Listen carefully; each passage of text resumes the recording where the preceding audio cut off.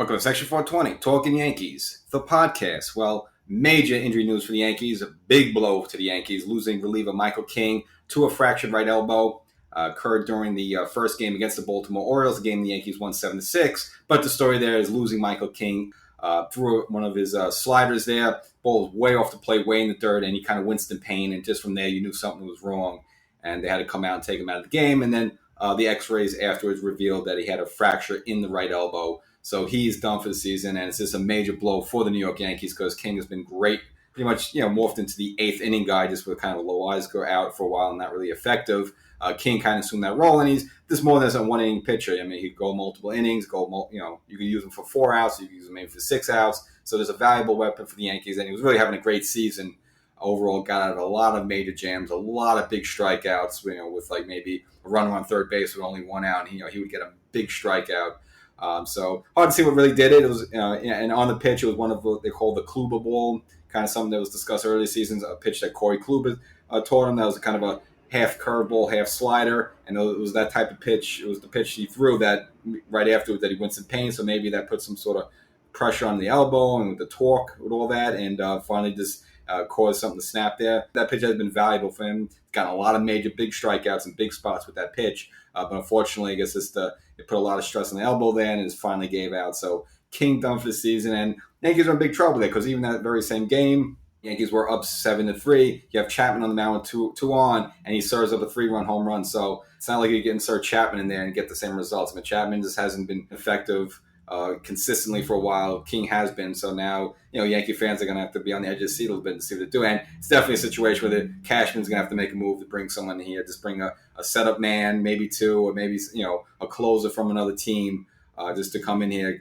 just to fill those shoes. Because, the cupboards are kind of bare for the Yankees right now. I mean, great, you got Clay Holmes closing games and all this year, rah. But you lose King. You cannot depend on Chapman. Loizaga's back, but, he has to really show more. His first game back against the Reds, he was not effective at all, got slapped around. Now, the only silver lining to that doubleheader of the Astros that the Yankees dropped both games at, Loizaga did give the Yankees a clean inning as well as Chapman did as well, but what good did that do for Chapman? At least Loizaga, but we got to see more from Loizaga. We got to see more what he showed us last season to kind of feel comfortable there. So, Yankees are in a tough spot right now. I mean, and they got Rob Marinaccio working his way back a little bit, and he's a nice story, the local kid, but I mean, still, is that a guy you're going to count on to get big outs in some major games? Probably not there. So, again, the Yankees are going to have to, find some solutions. So, since they placed King on the 60-day IL, because it's going to be more than that, call up Clark Schmidt, who's kind of, versatile for the Yankees. He could give the Yankees an inning. He could also spot start. He could be a little middle relief there. Again, not as effective and as good as Michael King, but, he's been decent so far for the Yankees this season. And the Yankees also signed Shane Green to a major league contract. You may remember Shane Green was with the Yankees about 7-8 years ago. He was in the system there. I actually was part of a 3-way trade that brought Didi Gregorius to the Yankees. Yankees sent Green to Detroit. Detroit sent someone to Arizona, and then Arizona sent us Didi Gregorius. Again, one of the just great moves by Brian Cashman. Where Didi's first season, 2015, was a little up and down a little bit there, but then from there he gave the Yankees a couple of great seasons there, and then of course the Yankees eventually let him walk at free agency. But the value Cashman got at Didi for that Green deal, definitely Cashman and the Yankees got the better side of that deal. But, Green's okay, serviceable. The last couple of seasons hasn't been that great. You'd probably look to his best years back, probably be 2018 and 2019 there with Detroit and Atlanta a little bit. He got traded there. Had, a little over, had 28 and 32 saves collectively 2 years in a row there. Again, 2018, 2019, again, that was 4 years ago now you're looking at. So, I mean, his best days behind us. Didn't really have a good 2021. But so far this year in AAA, the Yankees, again, had him sign him to a minor league deal early in the season.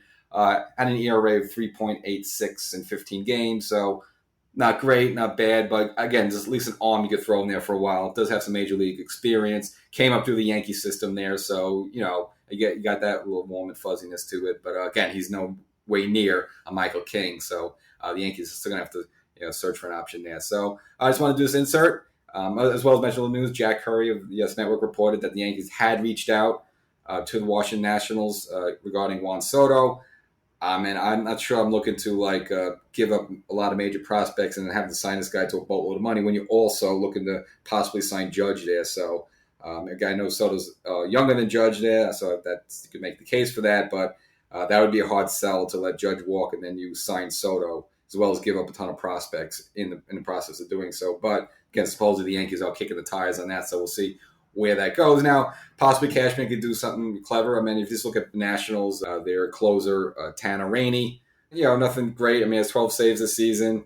ERA of about 3.30, 29 years old, still relatively young. I mean, maybe something they could package where if we do get Soto, they package in Rainey. I mean, something like that type of deal. Again, I don't think that's going to happen, but that's something Cashman might do just now that he knows that he has to get one and probably two more relievers in here.